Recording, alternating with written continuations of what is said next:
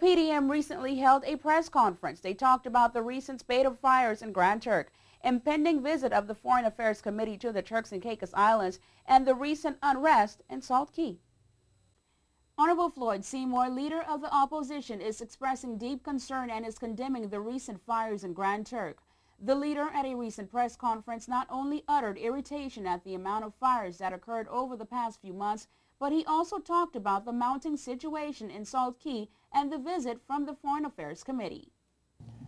I share the sadness and deep concern expressed by my constituents and persons in all corners of our country over the outbreak of fire on government property. These acts are unprecedented and bear the appearance of deliberation by unknown persons.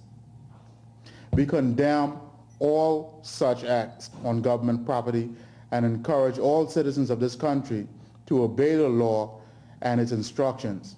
We also call on all citizens of this country that may have any information pertaining to the perpetrators of these acts to assist the police where and whenever possible.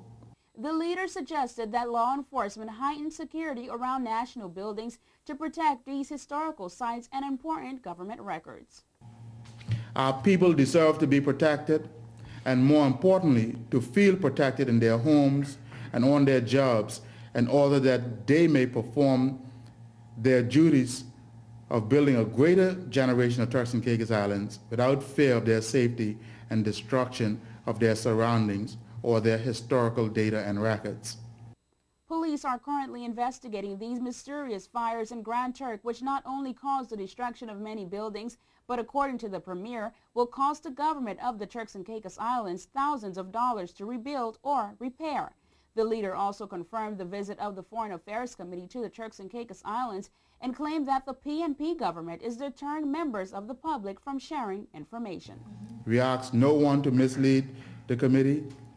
We ask for no one to add or subtract from the knowledge that they have, but simply to be honest and to be forthright.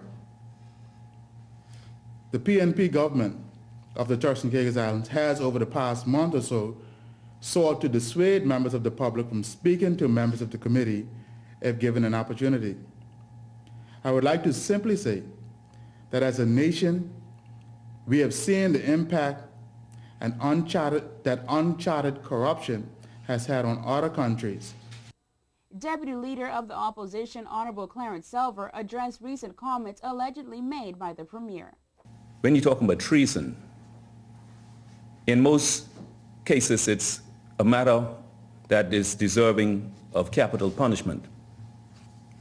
But we in the opposition and in the People's Democratic Movement have been nothing more than being patriotic to this country and to this people. The party also talked about the recent unrest in Salt Key, saying the matter is of great concern and asked that the government provide clarity. The Premier did issue a press statement to the residents of Salt Key. He said that development will not hurt the island.